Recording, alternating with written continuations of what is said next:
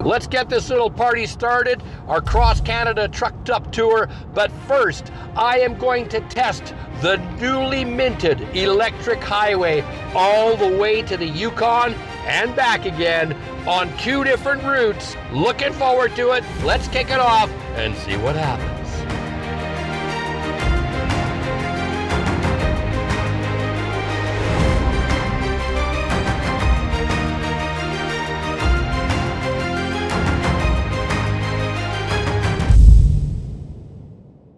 It's 5:45 a.m. on Wednesday, September 18th. Where we're trying to get to is Prince George, British Columbia. We're going to go to Cranbrook, head up the spine of the Rocky Mountains, through, unfortunately, the burn zone of Jasper. That's going to be a horrific thing to see. And then we're going to be heading straight from Jasper to Prince George.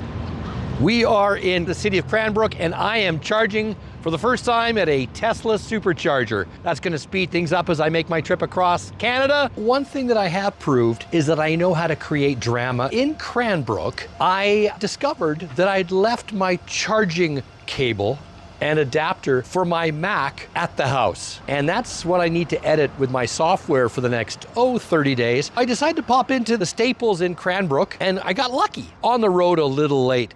And then I had to drive like crazy to get here to Golden, but had a problem when I arrived. I've got to go through Jasper where the fires occurred, so I don't know how long that's going to delay me. And then on top of that, here in Golden, 4 of the 5 charging networks are down. This is the first time I've experienced something like this. I'm not quite sure what's going on, but there's a whole bunch of construction crews working on all the electrical. 2 of the gas station pumps are also down. So it's not just related to the chargers themselves. Luckily, this opened, Electrify Canada. It's going to get me back on the road fast, but not fast enough. I basically burned away a whole crap pile of my day. So yeah, I'm a real genius. But yeah, I got a lot of driving ahead of me to try to get to Prince George from here. Well, I've discovered something about British Columbia and Alberta that actually has nothing to do with British Columbia or Alberta on the first northern leg of my tour as I go through the Rocky Mountains. I'm going to be going into Banff National Park. Then I'm driving through Jasper National Park. And there are no fast chargers. Because it's national park, it's kind of slipped through the cracks because you've got to go really big distances over mountain passes. So you're burning off a lot more electrons than you are in most circumstances, and you don't have any backup. So Parks Canada, do something about it and put in some ultra fast chargers in strategic locations through your park system. You're supposed to be trying to get everybody to electrify, so a way of doing that would be, I don't know, having chargers. We're just coming up on the Columbia ice fields, and then we're going to go over the spine, and then we head back down toward Jasper town site. We're 115 kilometers away. We've got 194 of range left. It's just not comfortable driving. If you have any kind of problem, it's a problem. I'm behind some people who are obviously loving the mountains. I can tell because 2 of them are hanging out of the window with their cameras, and they're driving. Well, I could bicycle ride faster, but you know what? I get it. I understand how they're feeling, and maybe it's the first time they've ever been here. And if it was the first time I'd ever been here, I'd be doing exactly the same thing. We're very close to Parker Ridge. I've done Wilcox Pass on the other side, which is also very epic. There's some pretty cool hiking in here. If you can get yourself up to the top of these things, some scenery that will just take your breath away. But even from the highway, it's doing a pretty good job.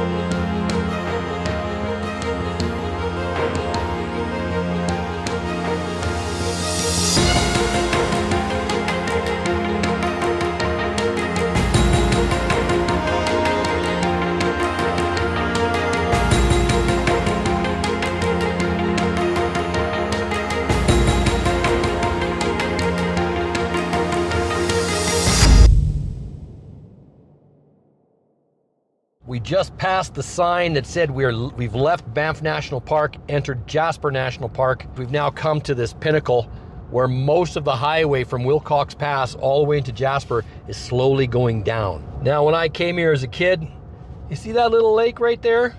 You see that RV park down there? That was a glacier. In fact, where that other lake is right there, that was a glacier.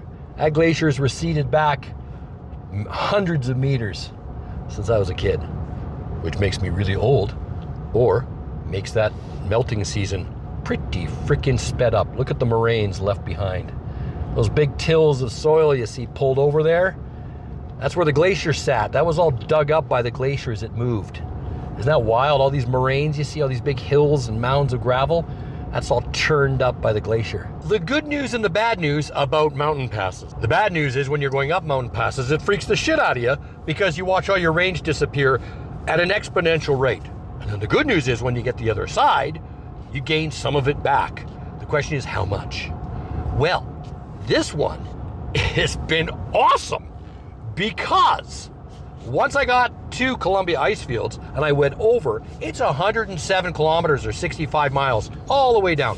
So I've actually watched my range go up. Ford's very conservative with giving you some back. It'll just keep it at the same rate and you won't see it drop. So you're getting more mileage, you're getting more range, but this is actually going up a little bit. I thought I would arrive with about 70 kilometers or 50 miles of range.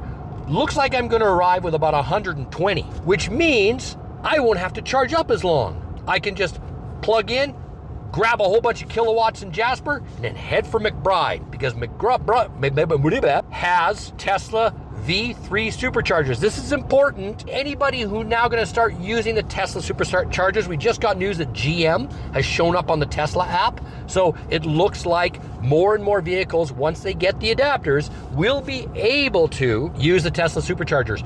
But be careful when you plan, because there are a lot of Tesla superchargers that are Tesla only superchargers. You can't use them. When everything went to shit in Golden, the old Tesla superchargers were all up and running just fine. They're 150 kilowatt. There's like 8 or 10 or 12. And the Teslas were there. They're like 3 or 4 Teslas. And they're just having a little party. But then I drive down the road to the one that I have to use, the V3, and they're out of service. Suddenly you can get yourself in a real pickle. When you do your planning, pay attention to the Ford Pass app. Pay attention to your navigation with Ford, because the ones that you're allowed to charge up at are the ones that will show up. We should be able to get through, get to McBride, charge up, and zoom, maybe save myself about an hour. The bad news is, it's not dark enough.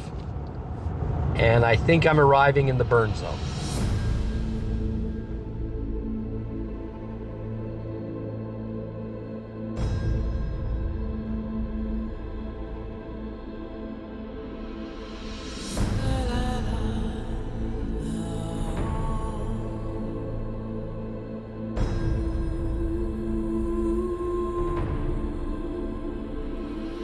It's a miracle that no one perished in this. I don't think we lost anyone. You know, there's, I don't know, 12,000 people in Jasper, and they managed to evacuate them all. And it came in so fast. They had 17 hours. They got the whole place evacuated.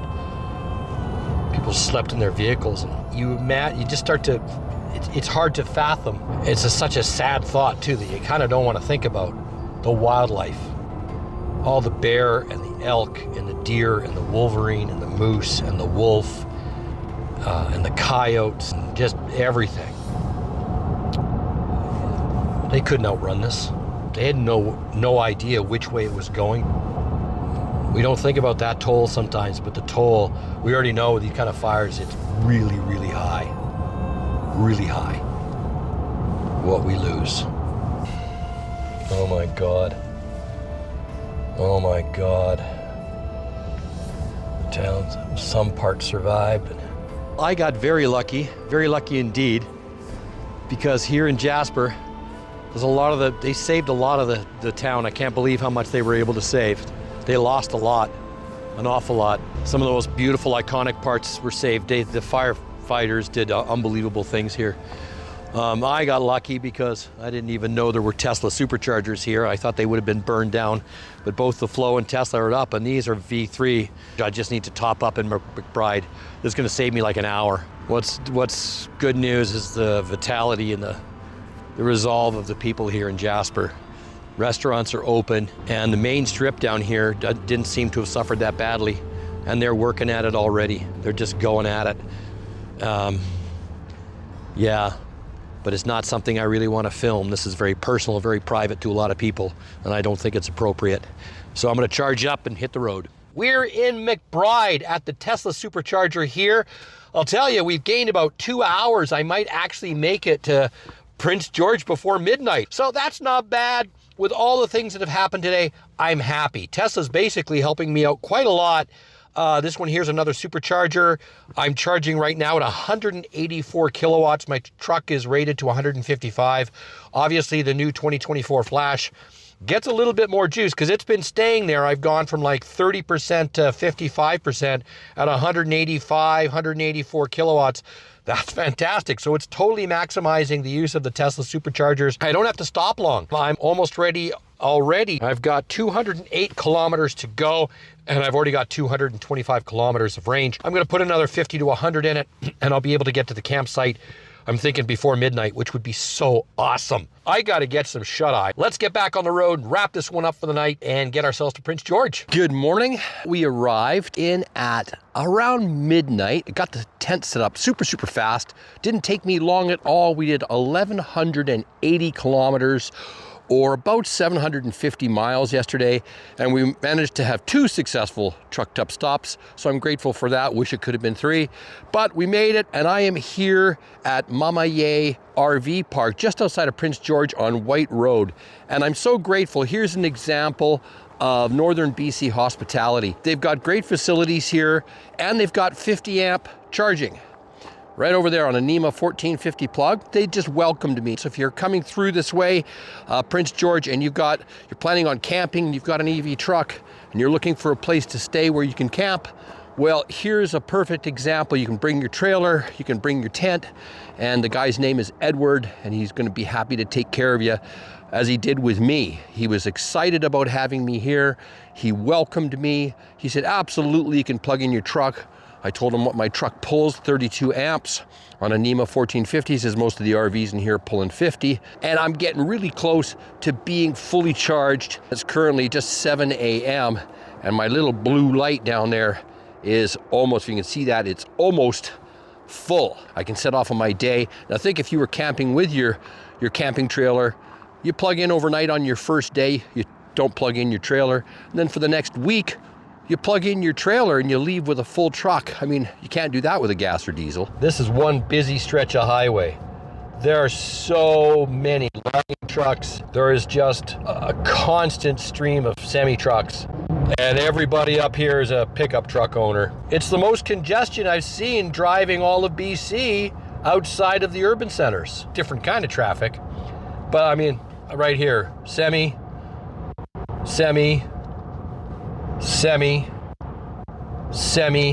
I mean, it's to the point where it's just a constant convoy, stream convoy. It's pretty wild. We've arrived in Vanderhoof. BC Hydro's keeping its promise. I can go right through here and I'm seeing DC fast chargers showing up on my navigation map right through. Haven't seen a lot of EVs on the road. Things have changed after Prince George. I think that's because there hasn't been infrastructure until now. So maybe that'll change. We've done it. We have arrived in Smithers, British Columbia. Oh my God, it's freaking gorgeous. I'm looking at mountains. I've come all the way around and come up to the northern ridge of the mountains, and they are epic. And I did it with 35 kilometers remaining in the tank, or about 25 miles. I'm gonna be sitting here a while after having lunch. Well, I'd like to thank Michelle and the gang here at Two Sisters Cafe for having me over. Got here late. We still had 2 people show up. They stuck around for a while, then they had to go, but they actually ended up coming back. So it was a great opportunity to chat with them. And because they waited so long, 2 free t-shirts in the back of their car for obvious bloody reasons.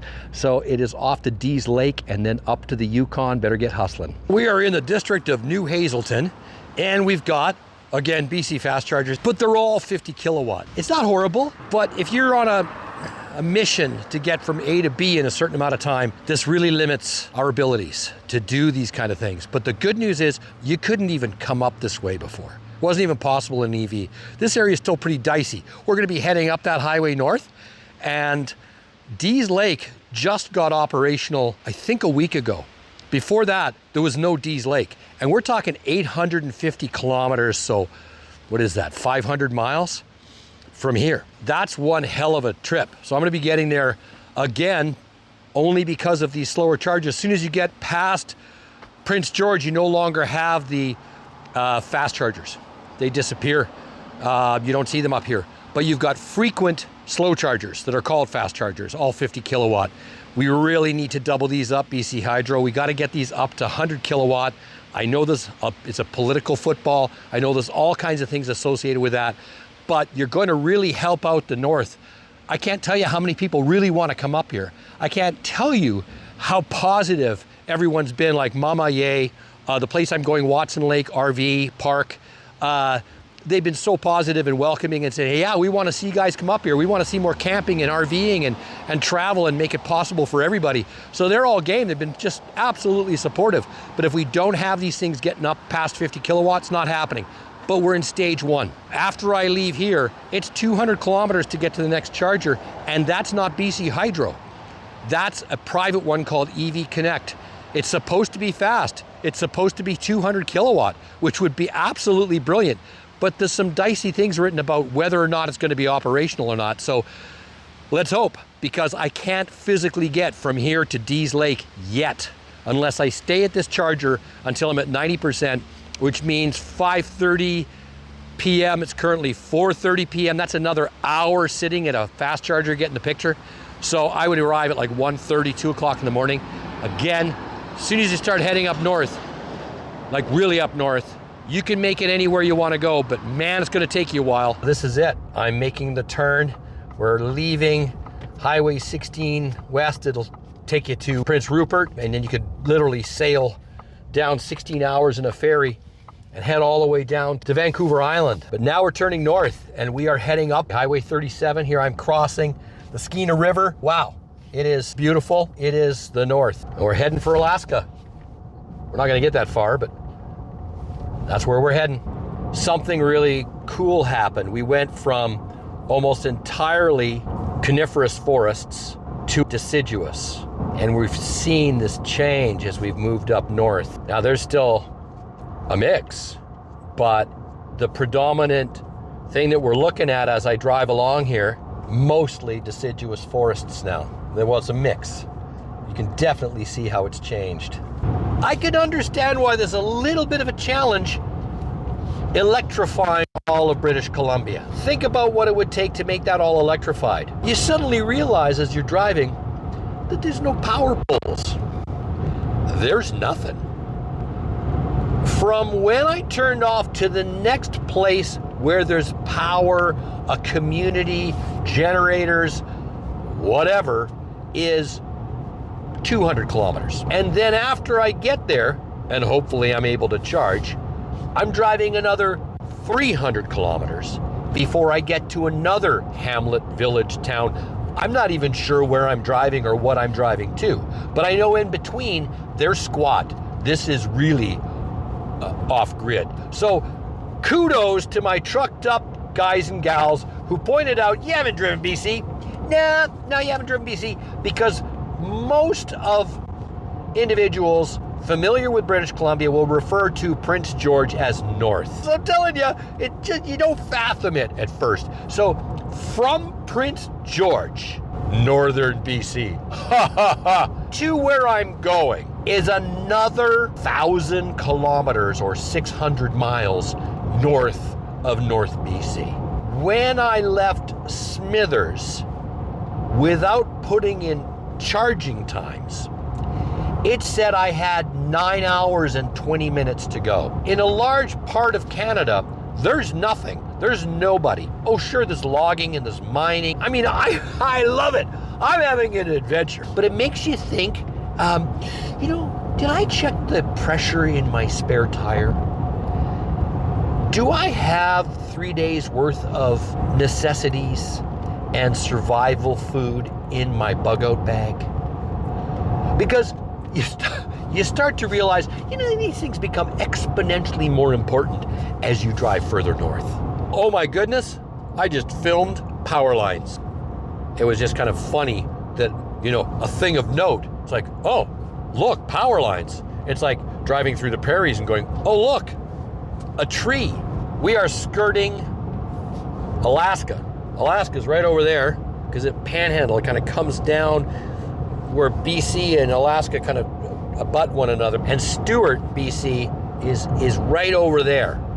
But to get to it, you got to do this junction thing and go all the way back. There's actually inlets from the Pacific Ocean, 80 kilometers, like 50 miles, right there. But there's this big honking mountain range in between it. And I'm about to start veering east and completely head the opposite direction towards the Yukon border. I've had to slow it down a little bit because I got another indication that I'm in the north. It's like a freaking roller coaster on the road suddenly. And my lightning was starting to launch a little bit. And I was like, holy Krakatoa, what the heck is going on here, man? It's a heaving. It's not like permafrost. You don't see permafrost until you get beyond the northern tree line. You actually enter the tundra. So we're not there yet. We're just in the thick of northern forest here. The effect of the dramatic changes in temperatures, you can see it in the roads. All my gear in the back went whoop. I'm gonna have to slow down a little bit or launch myself off the highway. There's one of them. Holy jeebers. It's been doubly entertaining along with the dips and valleys in the middle of the highway, which are just getting worse. I have to really slow it down. But what's even more fun is watching my Google Maps because it can't pick up a signal or it's having trouble up here. It's spinning around. It's finding me and it's still got the route marked, but it just starts flipping around and going backwards and then zooms out and I can see all of British Columbia and then suddenly I'm in like Tanzania and then it comes zooming back in again and it's on acid. I think Google's on like LSD right now. It's hallucinating. It's like, woo, oh man, the colors.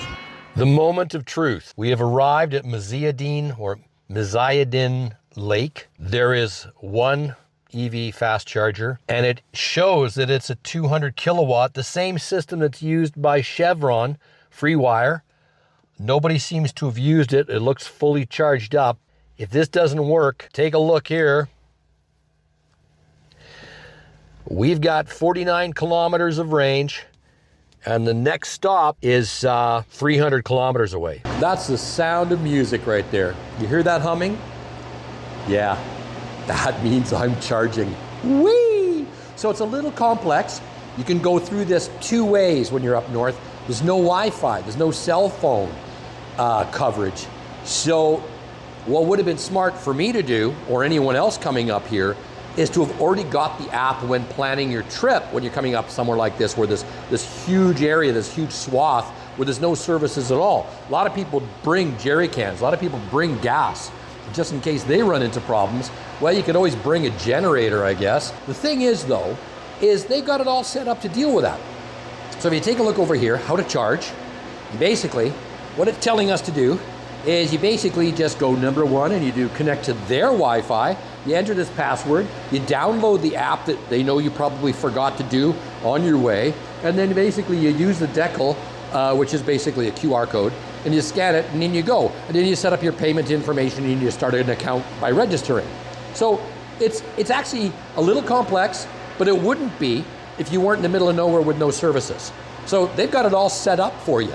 But the best part is, you don't have to do any of that, which I actually didn't do at first, is I just went in, and I just tapped my darn credit card and pressed the button start and ta-da! There's no problem at all, just boom, instantly.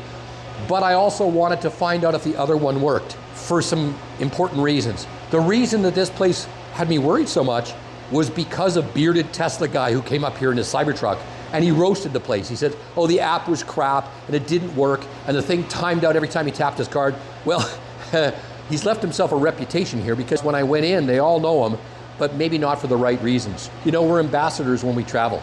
And be nice to people. They've been incredibly helpful. Everything worked perfectly. There was no problems at all. But the reason that I had fear was because I read his posts and I watched his video and I thought, uh-oh, this could be a problem. There's no problem at all. Read the instructions, follow the instructions, or tap a credit card. So maybe your US credit card wasn't authorized. Maybe you didn't do the instructions right.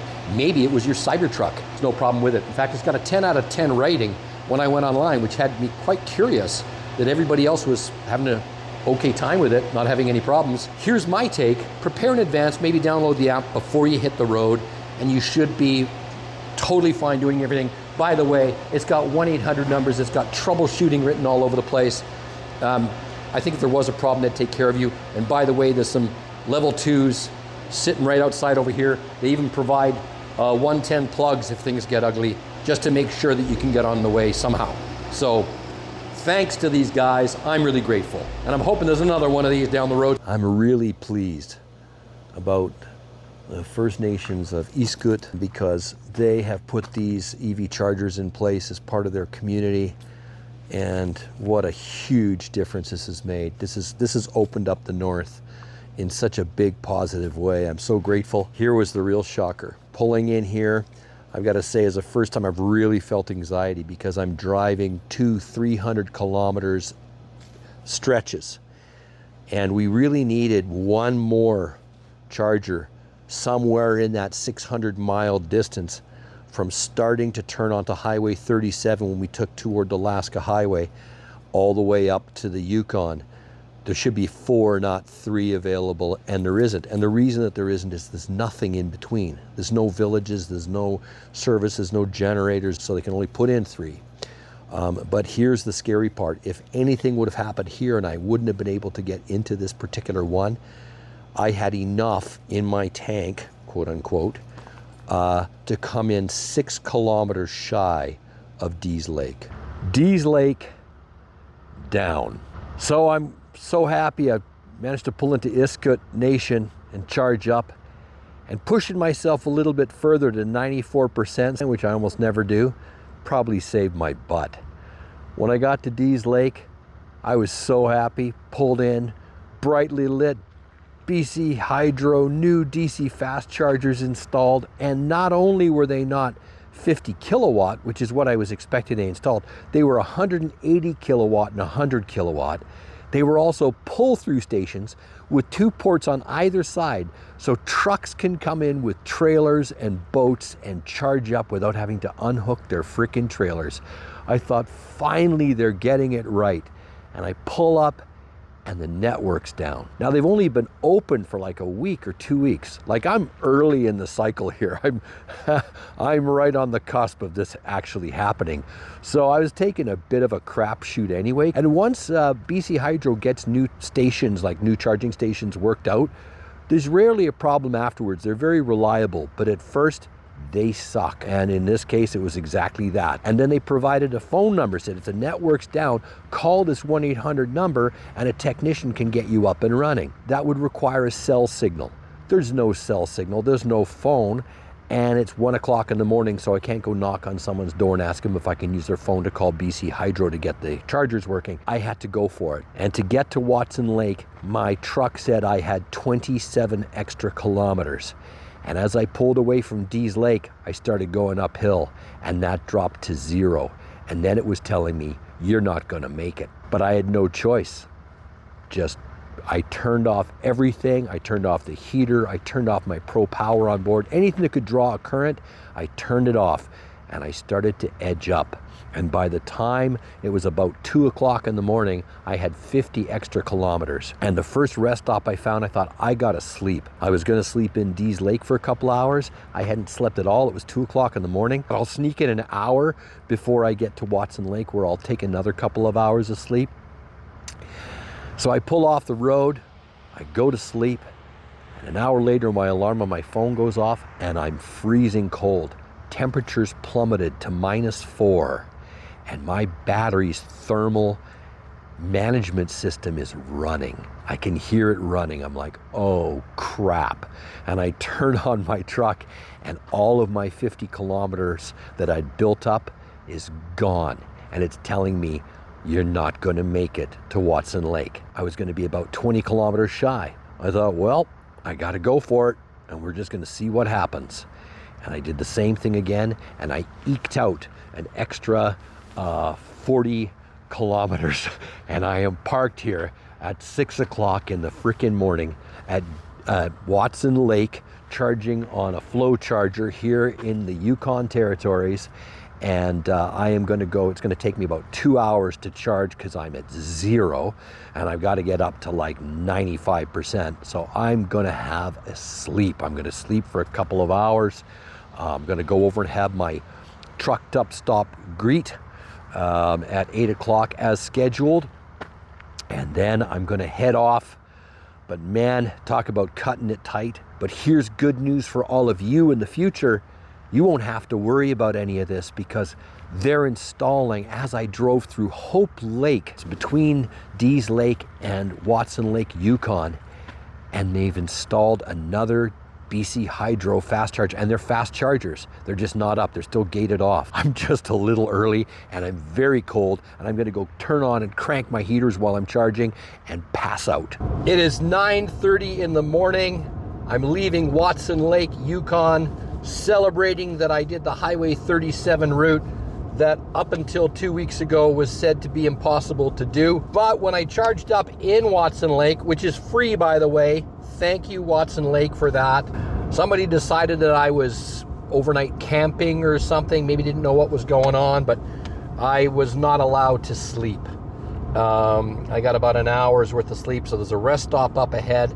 I'm gonna go take that rest stop and get another couple of hours of wink eye. It'll put me behind a little bit, but I really don't care at this point. I'm gonna just take a little nap there to make sure that I'm safe on the road. And you know, I want to put out a big thank you also to Watson Lake Tag RV Campground. They offered a site to me, plug anything I needed. Again, welcoming. You know, please come. There was no point in checking into the campsite. But just so you know that if you're wanting to come up and camp, bring a trailer up, you're going to be really happy with the service and hospitality that you're going to get in Watson Lake. They've also got a great welcome center and a museum in there. It was quite enlightening. Even though I was punch drunk and barely awake, I was very impressed with the information that they had available about the whole region. Off we go. We are heading for a place called Liard Hot Springs, where there's supposed to be a charger. It's 200 kilometers away. But I'm going to take a little nap first. Fingers crossed again. There's a lot of finger crossing going on until, well, basically until I get to Westlock, Alberta. There's going to be a lot of finger crossing going on. We're going to see how everything ranks or reeks en route. You certainly don't want to run into one of those crossing the highway. That weighs as much as a Honda Civic. After 230 kilometers from Watson Lake, Yukon, I've arrived at Liard Hot Springs Provincial Park, and I had quite a time of it trying to find supposed fast chargers in this area. Now there's no power, everything's by, as you can see, fuel and generators. Generators are running all the time here. There is absolutely no power. And then hidden behind here, there's no signs on the highway. This has just been installed. This is how hard BC Hydro is trying to make every place available no matter where you are. So here, no power at all, no hope of any kind of power. You can probably hear noise going in the background. That's the fans inside that. This huge shipping container with solar panels and this doors that you open, and inside them is the fast charger. So the bad news for me was I've got another, here I am, screwed again, going off of what you find based upon charge times, based upon what your information is online. Well, it hasn't been ironed out yet. And in my apologies, but I won't be making Tim Hortons in Fort Nelson because I won't be in Fort Nelson for about 3 or 4 more hours. And here's one of the reasons why. You can see here there's a big door and it says EV charging station up to 25 kilowatts. So I open the door, and inside here is the charger and a button to start the generator. You see right there. All right, so you press the generator, you get this thing kicked up, and you get it going. and I plugged in and it was charging at 11 kilowatts. I've been here for an hour and a half and I haven't been able to film for quite a while because both my camera, my phone, and my GoPro all hit their limits on their SD cards. So I spent the past hour and a half downloading all of my files onto my backup drives so I can actually post this video for you. It's proving to be a lot of fun with absolutely no services, no internet, no cell phone, and well, no power. The bad thing is, because there's no signs, you'd pull up here, there's the EV charging station, and around the back over here, on this side is this gravel, pardon me, is this gravel pit and all this fencing and stuff that was piled up. And I actually had to move the fencing because hidden on the other side is up to 50 kilowatt. There's a second one with no sign. So I've been sitting on the other side charging at 11 kilowatts thinking I'm going to be here until midnight just charging this thing because it's almost as slow as my home charger that you charge overnight. So around the back with no signs, I basically went in to get directions on how bad it was going to be and where I'm probably going to spend the night somewhere that might have a hotel with an overnight level 2 charger so I can wake up with a full truck. So I thought, well, maybe they can help me out. And they went, you mean the other one on the other side isn't working? So I'm hoping I can actually get back on the road and make it. I'm going to make it into Dawson Creek, maybe. But I've got to get a full night's sleep tonight. So I'm probably not going to do the camping thing. I'm going to find a motel or somewhere where I can just catch up on my files. I might push it back a little bit because I don't have any other stops until Fort McMurray in Alberta, and that's 2 days away. I deliberately did that to give myself time. So much for my planning. I know now for the next 9 provinces. We are sneaking down the other side of the Rockies. We're coming in behind them now. That is pretty cool.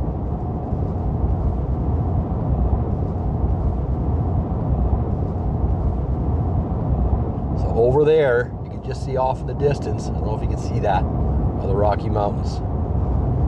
And we're basically just coming in from the north behind them. And we're gonna go east along the edge of their spine and down into Dawson Creek. I just passed through Toad River. There's a BC Hydro. I'm driving down the road going, oh, I could use that right now. And it's 150, 200 kilowatt. Again, just put in. Doesn't show up in the network with BC Hydro. So everything's done, but it hasn't been fired up yet. And it's using the same kind of system as Chevron, which is perfect for this kind of application because it's so rural. You're not going to get high traffic. It's the kind of place where it can recharge itself like that, you know, after one person comes through. Unfortunately, I can't use it. I've got 205 kilometers left of range. I'm heading for Fort Nelson. Have no idea if there's any chargers in Fort Nelson because nothing showed up on the BC Hydro site. But that doesn't mean there's not other options. There is one en route that's supposedly another BC Hydro drop-and-play shipping container like we saw before with the solar panels on up ahead, but there's no planning on a trip like this. Like if you're on holidays, they're all the places you're probably already going to put on your checklist to go camp, to go boat. You know, I just drove through the most beautiful provincial park I've ever seen, Muncho Lake Provincial Park, and what I'm coming out into right now, like as I'm driving and talking right now, my jaw is dropping at how absolutely brilliant this place is because they're like the Rockies that you're seeing, but they're covered in deciduous and it's autumn. So the colors are absolutely phenomenal. So I've got the perfect time for that. It's just, I'm just absolutely blown away. I'm in awe at how beautiful everything is. So wouldn't change this trip for the world. If someone asked me, would you do it again? I'd just turn around and do it again. It's a few steps away from being ready for rollout. When it's firing on all cylinders, man, this is going to be a tourist zone for people with EVs. Everybody's going to want to come here because it's going to be so easy to do so. But I'm biting my nails off. My sphincter's been closed for 24 hours because I have no idea whether I'm going to make it to the next stop. One thing goes down. What do you do? So where's Rudolph? And your nose isn't very shiny. Wow, beautiful caribou. Hey, trucked up guys and gals. I don't think I'm gonna make it. Now, if you're watching this video, it means I'm not dead, but things are not looking good. As I'm getting closer to Fort Nelson, I'm realizing there's nothing. I don't know what to do. You know, I've been going up and down this part of the road, the supposedly those drop-in containers, but there's no signs, there's no place. I just came by this one, it's closed. Tetsa River Lodge. The gates are all closed up. Oh, please, please, please, don't be closed gates. Open gates, open gates. Hold on a second, people. I can't believe it, right when I thought I was screwed. Oh, please be operating, please be operating. They've got them here. I don't care what speed they are. 50 kilowatt.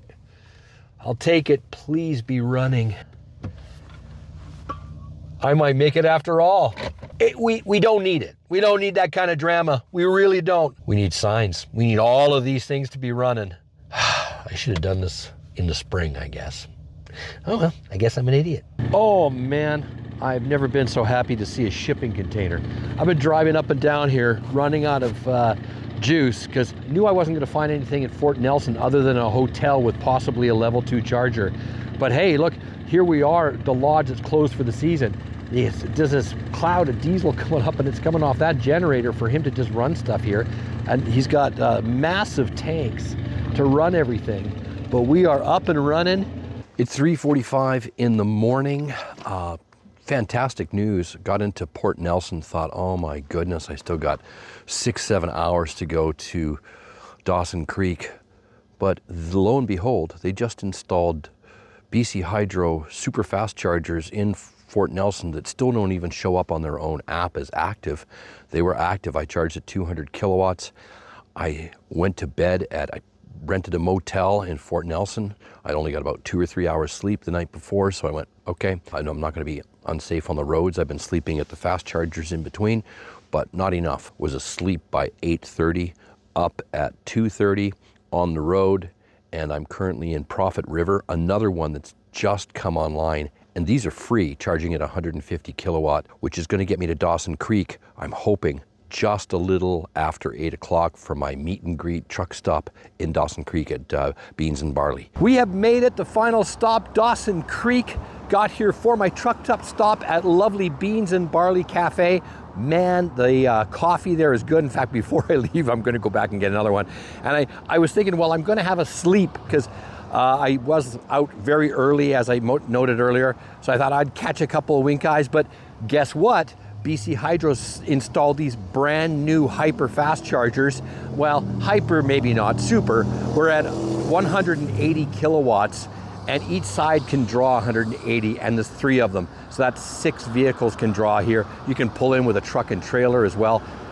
Nice stuff. Like I just keep getting blown away by how well they've done. The last leg, once I got past my little scary spot there up near Toad River, it's been smooth sailing all the way. None of it showed up on my Ford network, which was the problem because they're all brand new. So it was giving me all these super slow fast chargers and you know, massive times. I was gonna miss all my appointments, and I missed some on this trip because I wasn't aware of some of the chargers because they didn't show up on PlugShare, they didn't show up on any of the networks, and I just drove from the southern end of the Kootenays all the way up to the Yukon, and now I'm about to go into Alberta. And the moment I cross that border, things are gonna change a lot. Let me tell you, I'm already doing some juggling to figure out how to get into the belly of the beast and get to Fort Mac. That'll be in the next video. We're gonna charge up and get on the road. Hey, trucked up guys and gals, thanks again for watching one of my videos. If you liked it, please click the like, subscribe, and bell notification icon down below. It makes a massive difference. And hey, you know this is a big undertaking. I'm back on the road. Mystery of where I'm at now.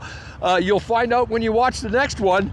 Please, if you can in any way, support the channel through my Patreon, Flat Tire, and Coffee Fund, or Click the super thanks button down below. Anything helps. And I've also got all kinds of crazy t-shirts. I love electric trucks, never a dull moment, totally trucked up, my logo.